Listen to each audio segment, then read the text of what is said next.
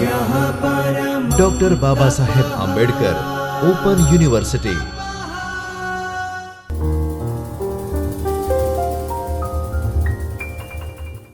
નમસ્કાર વિદ્યાર્થી મિત્રો, ડૉક્ટર બાબા સાહેબ આંબેડકર ઓપન યુનિવર્સિટીમાંથી ચૈતન્ય સ્ટુડિયોમાંથી હું ડૉક્ટર જયશ્રી કોષ્ટી, આસિસ્ટન્ટ પ્રોફેસર કોમર્સ, આપ સૌનું હાર્દિક સ્વાગત કરું છું. વિદ્યાર્થી મિત્રો, આજે આપણે એમકોમ સેમેસ્ટર 2માંથી નાણાકીય સંચાલન એટલે કે MC02 to CC201 ના બ્લોક 2માંથી એકમ નંબર 10 કાર્યશીલ મૂડીનું સંચાલન વિશે આગળ ચર્ચા કરીશું. વિદ્યાર્થી મિત્રો, આપણે આગળના લેક્ચરમાં કાર્યશીલ મૂડી એટલે શું, કાર્યશીલ મૂડીનો અર્થ શું છે, કાર્યશીલ મૂડીના વિવિધ પ્રકારો કયા છે, તેને અસર કરતા વિવિધ પરિબળો કયા છે વગેરે વિશે ચર્ચા કરી હતી. હવે આજના લેક્ચરમાં આપણે કાર્યશીલ મૂડી સંચાલનના સિદ્ધાંતો વિશે આગળ ચર્ચા કરીશું. શું અહીં આપણે જોઈ શકીએ છીએ કે કાર્યશીલ મૂડી સંચાલનના કેટલા સિદ્ધાંતો છે? 4 સિદ્ધાંતો છે. આ 4 સિદ્ધાંતો કયા કયા છે? તો મૂડી પડતરનો સિદ્ધાંત, સમાનતાની પરિસ્થિતિનો સિદ્ધાંત, પાકતા તુરંત ચૂકવણીનો સિદ્ધાંત અને આશાવાદનો સિદ્ધાંત.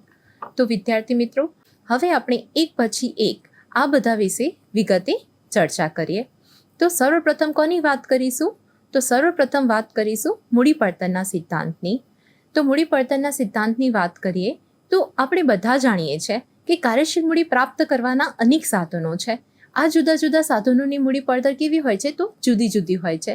મૂડી પડતરનો સીધો સંબંધ કોની સાથે છે? તો જોખમ સાથે સંકળાયેલો છે. તેથી કાર્યશીલ મૂડીનું માળખું તૈયાર કરતી વખતે જુદા જુદા સાધનોની મૂડી પડતરને ધ્યાનમાં લેવી અતિ આવશ્યક હોય છે. પછી બીજો સિદ્ધાંત છે સમાનતાની પરિસ્થિતિનો સિદ્ધાંત. તો આ સિદ્ધાંત શું કહે છે? તો આ સિદ્ધાંત કાર્યશીલ મૂડીના સંચાલનના સિદ્ધાંતો પૈકી એક ખૂબ જ અગત્યનો છે. આ સિદ્ધાંત મુજબ કાર્યશીલ મૂડીના જે વિવિધ ઘટકો છે તેમની વચ્ચે સમાન પરિસ્થિતિ જળવાઈ રહેવી જોઈએ. ફોર એક્ઝામ્પલ, કાર્યશીલ મૂડીના વિવિધ ઘટકો છે જેમ કે કાચો માલ, રોકડ, લેણદાર, બેંક ઓવરડ્રાફ્ટ વગેરેની પરિસ્થિતિ કેવી હોવી જોઈએ? તો સમાન હોવી જોઈએ. એટલે કે કોઈ એક ઘટક એક કરતાં બીજો ઘટક જરૂર કરતાં ઓછો ન હોવો જોઈએ. જો સમાનતાની પરિસ્થિતિ ન જળવાય તો ઉત્પાદન પ્રવૃત્તિનું સાતત્ય જોખમાય છે અથવા ધંધાકીય એકમની પ્રતિષ્ઠતા પર જોખમ રહે છે. ધેન થર્ડ સિદ્ધાંત કયો છે? તો પાકતા તુરંત ચૂકવણીનો સિદ્ધાંત. આ સિદ્ધાંત મુજબ ધંધાકીય એકમે તેનું દેવું પાકતા તુરંત એટલે કે જેવું ચૂકવવાનું થાય તેવું તરત જ ચૂકવવું જરૂરી છે. પાકતા તુરંત જ ચૂકવણીને કારણે નાણાંનો જે મહત્તમ ઉપયોગ શક્ય બને છે. તેમજ દેવું સમયસર ચૂકવાતા બજારમાં ધંધાકીય એકમની પ્રતિષ્ઠા પણ વધે છે. પછી નેક્સ્ટ સિદ્ધાંત છે આશાવાદનો સિદ્ધાંત. તો આ સિદ્ધાંત મુજબ નાણાકીય સંચાલકે કાર્યશીલ મૂડીનું સંચાલન એ રીતે કરવું જોઈએ કે જેથી રોકાયેલ મૂડી પર વળતરનો દર મહત્તમ મળી રહે. નાણાકીય સંચાલકે અહીં જોખમનું પણ સંચાલન કરવું જોઈએ. કેટલીક વાર ગણતરીપૂર્વકનું વધારાનું જોખમ લેવાથી રોકાયેલ મૂડી પર વધુ વળતર મેળવી શકાય છે. આમ આ સિદ્ધાંત મુજબ નાણાકીય સંચાલકે કાર્યશીલ મૂડીનું સંચાલન કરતી વખતે જોખમ અને રોકાયેલ મૂડી પર વળતરનો દર આ બંનેનો અભ્યાસ યોગ્ય રીતે કરવો જોઈએ.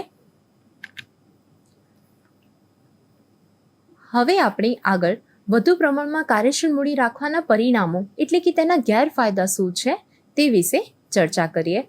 તો દરેક ધંધાકીય એકમે ધંધામાં કાર્યશીલ મૂડી યોગ્ય પ્રમાણમાં જાળવવી જોઈએ.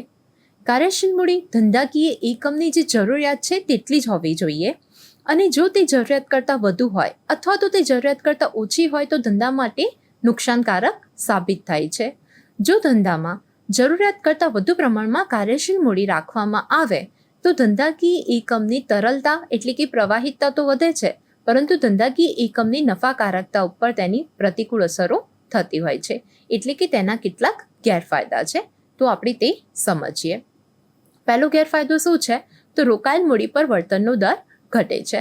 તો ધંધામાં વધુ પડતી કાર્યશીલ મૂડી રાખવાથી આ વધુ પડતી કાર્યશીલ મૂડી સંચાલકો પર બોજ બને છે, જેને કારણે ધંધાકીય એકમની નફાકારકતા ઘટે છે અને પરિણામે રોકાયેલ મૂડી પર વળતરના દરમાં ઘટાડો જોવા મળે છે. પછી બીજું છે ભૌતિક જોખમોની શક્યતામાં વધારો થાય છે.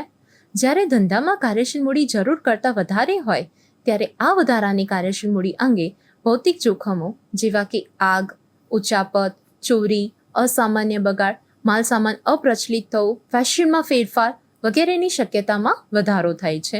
આમ ભૌતિક જોખમોનું પ્રમાણ વધે છે. પછી થર્ડ છે સંગ્રહ અને જાળવણી ખર્ચમાં વધારો થાય છે. તો વધુ પડતી કાર્યશીલ મૂડીને કારણે માલસામાનનો સંગ્રહ કરવાનો તથા તેની જાળવણી કરવાનો ખર્ચ વધતો જાય છે. પછી છે ડૂબેલા લેણાનું એટલે કે ગાલખાધનું જોખમ વધે છે. વધુ કાર્યશીલ મૂડી જ્યારે ધંધામાં હોય છે ત્યારે ઉધાર વેચાણનું પ્રમાણ વધે છે, જેને પરિણામે દેવાદાર પાસેથી ઉધાર વેચાણની ઉઘરાણી પૈકી ગાલખાધનું જોખમ પણ વધતું જતું હોય છે. પછી છે નફાકારક રોકાણો કરવાની તક ગુમાવવી પડે. જ્યારે નાણાં વધુ પડતી કાર્યશીલ મૂડીમાં રોકાઈ રહે ત્યારે તે નાણાં અન્ય કોઈ નફાકારક રોકાણોમાં રોકી શકાતું નથી. પરિણામે વધુ નાણાકીય આવક પ્રાપ્ત કરવાની જે આપણી તક હોય છે તે તક આપણને ગુમાવવી પડે છે. હવે આપણે ઓછી કાર્યશીલ મૂડી રાખવાની કેટલીક મર્યાદાઓ છે તેના વિશે સમજીએ. તો ઓછી કાર્યશીલ મૂડી રાખવાની મર્યાદાઓ કઈ કઈ છે?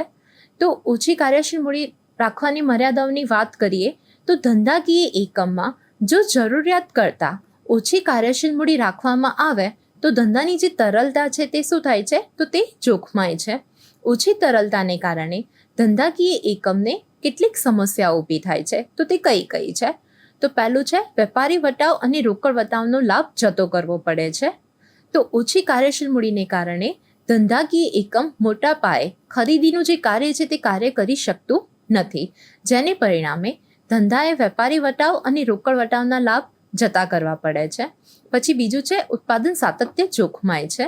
તો કાર્યશીલ મૂડી ઓછી હોય ત્યારે ધંધાકીય એકમ ન્યૂનતમ સપાટીએ કાચો માલ જાળવી શકતી નથી, જેને પરિણામે કેટલીકવાર ઉત્પાદન પ્રક્રિયા શું થાય છે? તો તે અટકી જાય છે અને ઉત્પાદનનું સાતત્ય જળવાતું નથી. પછી ત્રીજું છે ઉત્પાદિત માલનું ગુણવત્તાનું ધોરણ જળવાતું નથી. તો કાર્યશીલ મૂડી અપૂરતા પ્રમાણમાં હોવાને કારણે ધંધાકીય એકમ જે યોગ્ય ગુણવત્તાવાળો માલ છે તે યોગ્ય સમયે ખરીદવામાં તેમજ તેની યોગ્ય ચકાસણી કરવામાં અને તેની યોગ્ય રીતે સાચવણી કરવામાં મુશ્કેલી અનુભવે છે, જેને પરિણામે ઉત્પાદિત માલનું ગુણવત્તાનું વ્યાજબી ધોરણ જળવાતું નથી. પછી નેક્સ્ટ છે વેચાણમાં ઘટાડો થાય છે. તો કાર્યશીલ મૂડીનું પ્રમાણ ધંધામાં ઓછું હોય ત્યારે ગુણવત્તાનું વ્યાજબી ધોરણ જળવાતું નથી. તેમજ બીજી બાજુ ધંધાકીય એકમ શું કરે છે? તો રોકડ વેચાણ પર વધુ ભાર આપે છે અને ઉધાર વેચાણમાં ઘટાડો થાય છે. પરિણામે ધંધાના કુલ વેચાણમાં ઘટાડો થાય છે. પછી નંબર 5 છે ધંધાકીય એકમની પ્રતિષ્ઠામાં ઘટાડો થાય છે. તો જ્યારે ધંધામાં કાર્યશીલ મૂડી ઓછા પ્રમાણમાં હોય ત્યારે એકમ તેના દેવા એટલે કે તેની જવાબદારીઓ પાકતી મુદતે એટલે કે ચૂકવણીના સમયે ચૂકવવામાં નિષ્ફળ જાય છે, જેને કારણે લેણદારો તથા બજારમાં કંપનીની પ્રતિષ્ઠા ઘટે છે. હવે આપણે કાર્યશીલ મૂડીના સંચાલનના અભિગમો વિશે વાત કરીશું. તો કાર્યશીલ મૂડી સંચાલકના અભિગમો વિશે વાત કરીએ તો કેટલા અભિગમ છે? તો 3 અભિગમ છે. કયા કયા છે? તો રૂઢિચુસ્ત અભિગમ, આક્રમક અભિગમ અને મેળ ખાતો અભિગમ. તો સર્વપ્રથમ વાત કરીશું રૂઢિચુસ્ત અભિગમની. તો રૂઢિચુસ્ત અભિગમ શું છે?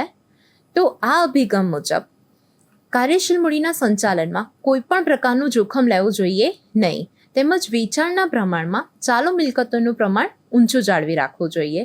કારણ કે ચાલુ મિલકતોનું ઊંચું પ્રમાણ રાખવાથી શું થાય છે? તો ચાલુ મિલકતોનું ઊંચું પ્રમાણ રાખવાથી વેચાણમાં આવતા પરિવર્તનો કે કાચા માલની પ્રાપ્તિમાં વિલંબ થવા વગેરે જેવા પરિબળો હોય છે તેનો સામનો આપણે સહેલાઈથી કરી શકીએ છીએ. ચાલુ મિલકતો જો પૂરતા પ્રમાણમાં રાખવામાં આવે તો ધંધાકીય એકમની જે રોજબરોજની પ્રવૃત્તિ છે તે રોજબરોજની પ્રવૃત્તિ સરળ બને છે. ધંધામાં કાચા માલની અછત પણ ઊભી થતી નથી. તૈયાર માલનો સ્ટોક પણ પૂરતા પ્રમાણમાં આપણે રાખી શકીએ છીએ. તેમજ તરલતાનું પ્રમાણ ઊંચું હોવાથી જે નાદારીની શક્યતા છે તે પણ ઘટી જાય છે. પરંતુ આ સાથે સાથે જે ઓછું જોખમ છે તે શું થાય છે? તો તે ઓછા વળતરમાં પણ પરિણમે છે. વધુ કાર્યશીલ મૂડીને કારણે મૂડી પર વ્યાજનો ખર્ચ વધે છે, માલના સંગ્રહ અને જાળવણી ખર્ચમાં વધારો થાય છે અને તે અલ્ટિમેટલી સંચાલકોની બિનકાર્યક્ષમતાને પ્રોત્સાહન આપતું હોય છે.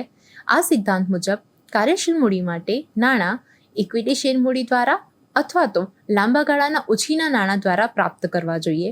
વધારાના નાણાં બજારની જે ટૂંકા ગાળાની અને ઝડપથી વેચી શકાય તેવી જામીનગીરી છે તેમાં એ વધારાના નાણાં રોકવામાં આવતા હોય છે. પછી બીજો અભિગમ છે આક્રમક અભિગમ. તો આ આક્રમક અભિગમ શું છે? તો આ અભિગમ મુજબ ચાલુ મિલકતો માત્ર ચાલુ જવાબદારીઓ અદા કરવા માટે જરૂરી હોય એટલી જ રાખવામાં આવે છે. અહીં જે વધારાની ચાલુ મિલકતો રાખવામાં આવતી નથી. મુખ્ય કાર્યશીલ મૂડી લાંબા ગાળાની મૂડીના પ્રાપ્તિ સ્થાનો દ્વારા અને મોસમી ફેરફાર માટેના નાણાં ઉછીના નાણાં દ્વારા પૂરી પાડવામાં આવે છે. આ વ્યૂહરચનાને કારણે ચોખ્ખી કાર્યશીલ મૂડીમાં ઓછું રોકાણ કરવું પડે છે અને તેથી કાર્યશીલ મૂડીના ખર્ચમાં ઘટાડો થાય છે. પરંતુ આ અભિગમની મુખ્ય મર્યાદાઓ એ છે કે તે વારંવાર ધિરાણની જરૂરિયાત ઊભી કરે છે. તેમાં ધિરાણનો ખર્ચ કેવો હોય છે? તો વધુ હોય છે અને ધંધાકીય એકમ સામે આવતા આકસ્મિક સંજોગો સમયે જોખમ પણ તે વધારે છે. પછી ત્રીજો અભિગમ શું છે? તો ત્રીજો અભિગમ છે મેળ ખાતો અભિગમ. મેળ ખાતો અભિગમની વાત કરીએ તો આ અભિગમનો મૂળ ઉદ્દેશ્ય એ છે કે કાયમી મિલકતો અને કાર્યશીલ મૂડીના જે કાયમી ઘટકો છે તે લાંબા ગાળાના ભંડોળો દ્વારા અને કાર્યશીલ મૂડીના જે મોસમી ઘટકો છે તે ટૂંકા ગાળાના ભંડોળો દ્વારા પૂરા પાડવામાં આવે છે. અસરકારક કાર્યશીલ મૂડી સંચાલક વિવિધ તકનીકોની મદદથી ઓપરેટિંગ ચક્રને સંકુચિત કરી શકે છે. તો કઈ તકનીક છે? તો જસ્ટ ઇન ટાઈમ છે, પછી ઇન્વેન્ટરી તકનીક. એ માલ સામગ્રી છે તેના વહનનો ખર્ચ અને સમય બંનેને ઘટાડી દે છે. તો આ વાત થઈ હતી મેળ ખાતા અભિગમની. તો વિદ્યાર્થી મિત્રો, આપણે આજનો લેક્ચર અહીં સમાપ્ત કરીશું. હવે ફરી પાછા નવા સમયપત્રક મુજબ ફરીથી મળીશું. આજના લેક્ચર માટે આપ સૌનો ખૂબ ખૂબ આભાર.